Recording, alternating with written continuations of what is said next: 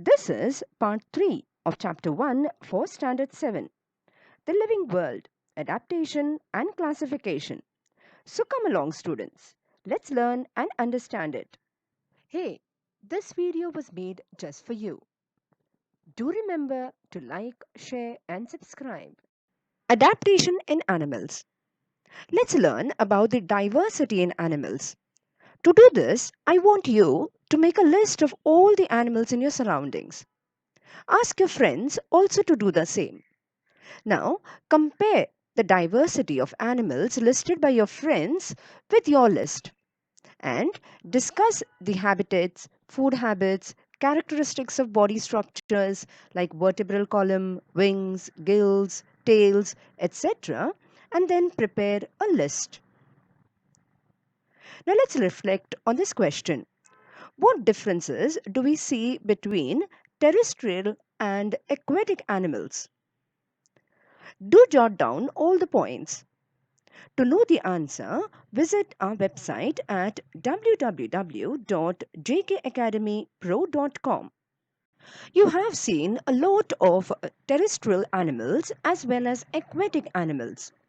Now, if we compare the two, as compared to the terrestrial animals, the skin and body shape of aquatic animals appear to have undergone a lot of changes. Let's learn some of the features of fish. Look at the picture very carefully. Fishes have scales on the skin. This helps to protect their body. They have fins on the body, which helps them to swim in the water. The body tapers towards both its ends like a spindle. Tapers means it narrows down towards the end. This helps them to move easily in the water. Fish breathe with gills instead of a nose. So gills help them to breathe in the water. Their eyes have transparent eyelids. This helps them to see very clearly underwater. They have air bladders. Bladders means sacs. So they have air sacs within the body which helps them to float in the water. Observe the bodies of the frog, duck and tortoise. Look at the pictures very carefully. Observe each part of their bodies and reflect on these following questions. Of what use do you think are the legs to these animals? What helps frogs to breathe underwater? We know that frogs are amphibians. They live on land as well as water. So what helps them to breathe underwater? Of what use are the long hind legs of a frog? Why doesn't a duck get wet in water?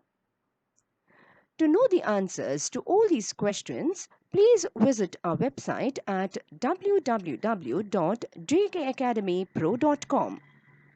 The frog and the duck have webbed toes. So this helps them to use their toes in the form of oars while swimming in the water. Now, we know that water flows off the waxy feathers of birds like duck and water hen. Now, these birds have a waxy layer on the feathers. So, the water does not stick to their body and so they remain dry when they are in the water. Now, let's understand the adaptations of a frog. Now, they have webbed toes, slippery smooth skin, and a triangular head that helps them to swim easily through the water. Now, they can live both on land as well as in water. So, they are amphibians. Now, this is because they have the ability to breathe through the skin when they are in water and they use their nose and lungs to breathe when they are on land.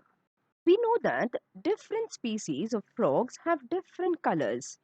So, these typical colors of the frog's back help them to hide in the habitat that they live in.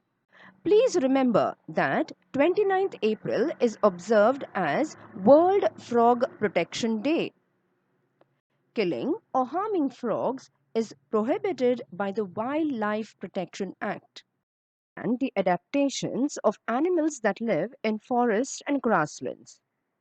Now, carnivorous animals, that is, animals that eat other animals like the wild dog, fox, tiger, and lion, have strong legs to run fast and capture their prey. Capture means attack their prey. Prey means the animals that they attack. So these are called prey. So these animals can run very fast to capture them. Now, the claws and the canine teeth of these carnivorous animals are very sharp and pointed so that they can attack their prey and eat their flesh very easily. These animals also have padded paws. Now, padded paws means their paws are cushioned, that is, they are very, very soft. This enables them, that is, this helps them to silently stalk their prey. Silently stalk. Stalk means to watch over their prey. Prey is animals they attack on. So they can silently, without making any noise, the cushioned feet helps them to stalk their prey and go and capture it very easily without the prey getting any sound of their coming. The eyes of predatory carnivores are located in the front of their head. So these carnivorous animals who attack other animals, their eyes are located in the front of their head. Now, why is this so?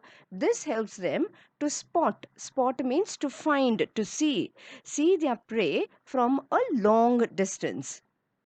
On the other way round, the herbivorous animals, that is, the animals that feed on grass and other plants, these animals have their eyes below the forehead on either side of the head. So, this gives them a wide angle, that is, they can see at a very wide range, which helps them to protect from the predators, that is, the animals that attack them, that is, the carnivorous animals. The herbivorous animals have long and tapering legs, that is, their legs are narrow towards the end and they have strong hooves. What are hooves? Are the toe like structures at the end of the legs.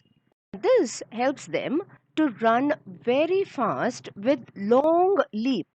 Now they have long and freely moving ears. Now this helps them to receive the sounds from long distances and from different directions. Animals like the deer and the black bucks have colors that merge with their surroundings. That is, their colors in such a way that they can easily hide in the habitat that they live in. Their teeth are strong for chewing tough plant material. Now they chew a lot of plants, grass, so their teeth have adapted to be able to chew such tough and hard leaves and plant materials. Now let's understand the adaptations that the desert animals have undergone. Now we know that deserts are characterized by severe scarcity of water. That means the deserts have very, very less water. We'll find water only at the oasis. And therefore, desert animals have thick skin to prevent loss of water from the body. They have to remain out in the sun and there is very less water. So, in order to protect their bodies, they have thick skin which does not allow them to sweat as well as so they can save the water in their bodies. So, let's understand the adaptation that the camel has gone through to protect itself in the desert region. The legs of the camel are long with flat cushioned soles.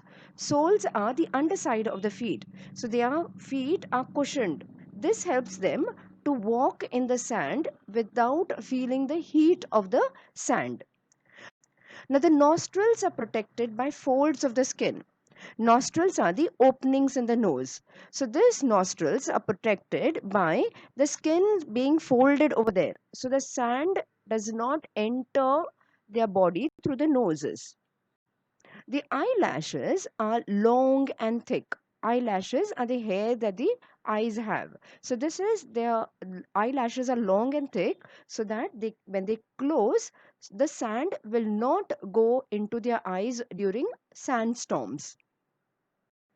Animals like the rats, snakes, spiders, and lizards in the deserts live in deep burrows. What are burrows? They dig the soil, the ground deep, and they make a deep hole and they live under the ground. So they dig deep these burrows and live in them during the daytime, because during the daytime it is very, very hot. So they cannot come out. So during the daytime they live in these burrows and are very active at night. That is, they come out only during the night. This is end of part 3. For a complete lesson, do watch all the other parts too. I hope you enjoyed learning this lesson. To check your answers to the textual questions, please visit our website at www.jkacademypro.com.